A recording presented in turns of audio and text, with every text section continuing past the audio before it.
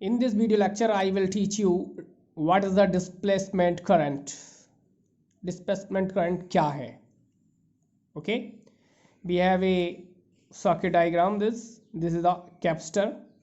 ये कैपेसिटर की दो प्लेट्स हैं, AC सोर्स से कनेक्ट है. जब हम क्या करते हैं, करंट को फ्लो करते हैं,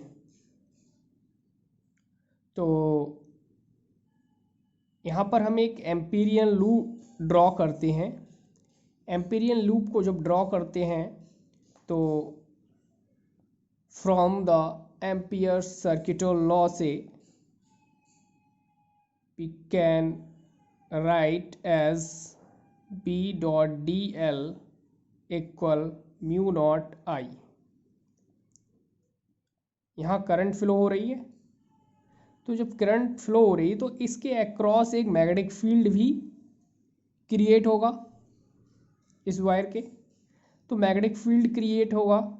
ये हमें पता कैसे चलेगा कि यहाँ मैग्नेटिक फील्ड क्रिएटेड हो रहा है?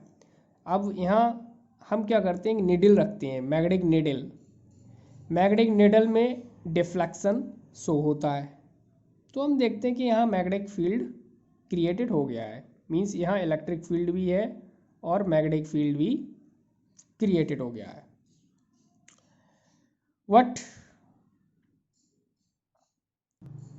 बट यहाँ कैपेसिटर की दो प्लेटों के बीच गैप है. कोई भी जो मटेरियल्स है, कंडक्टिंग मटेरियल यहाँ अवेलेबल नहीं है. और हम जानते हैं कि करंट का फ्लो होने के लिए हमें कनेक्टिंग मटेरियल का होना ज़रूरी है. अगर हम यहाँ इस वायर को यहाँ से कट कर दें तो करंट फ्लो नहीं होगी. In simply we can say that the flow of charge is called current कहते हैं, but it is incomplete. It is a part of the definition. Okay, यहाँ गैप है, लेकिन करंट रियली में यहाँ फ्लो होती है. गैप है, करंट जीरो होनी चाहिए, बट करंट यहाँ अवेलेबल होती है. अगर हम मैग्नेटिक निडल को यहाँ पुट करेंगे तो मैग्नेटिक निडल यहाँ मूव करेगी. तो मैग्नेटिक निडल मूव करेगी तो यहाँ करंट जरूर अवेलेबल है. हेयर चार्ज not moves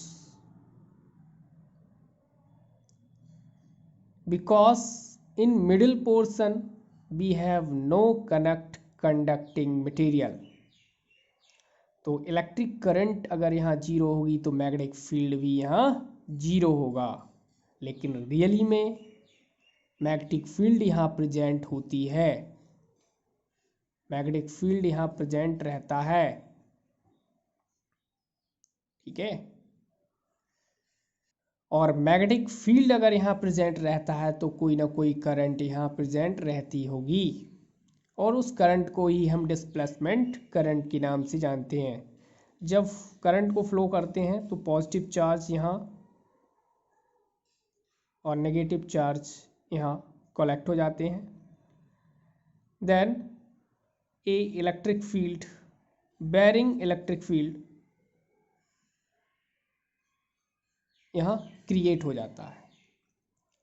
और जहाँ बेरिंग इलेक्ट्रिक फील्ड क्रिएट हो जाएगा तो वहाँ मैग्नेटिक फील्ड भी क्रिएट कर सकते हैं, वहाँ करंट भी फ्लो हो सकती है.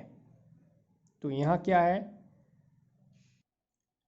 IC क्या है हमारे पास, ये कंडक्शन करंट कहलाएगी. इसके बीच जो करंट फ्लो होगी वही हमारी डिस्प्लेसमेंट करंट कराएगी. सपोज दैट अगर हम ड्रॉ करें यहाँ एम्पीरियन लूप एक,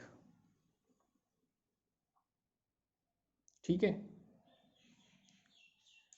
यहाँ एम्पीरियन लूप अगर ड्रॉ करेंगे, ठीक है, तो कोई यहाँ कनेक्टिंग मटेरियल नहीं है और एम्पीरियन लूप यहाँ पर फेल हो जाएगा.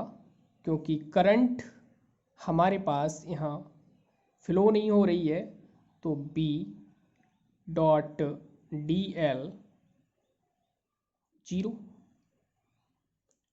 एम्पियर्स सर्किटल लॉ के अकॉर्डिंग यहाँ कोई करंट नहीं होगी, और जबकि रियली में अगर हम मैग्नेटिक निडल रखते हैं तब करंट यहाँ फ्लो होती है। वही करंट हमारी डिस्प्लेसमेंट करंट कहलाती है।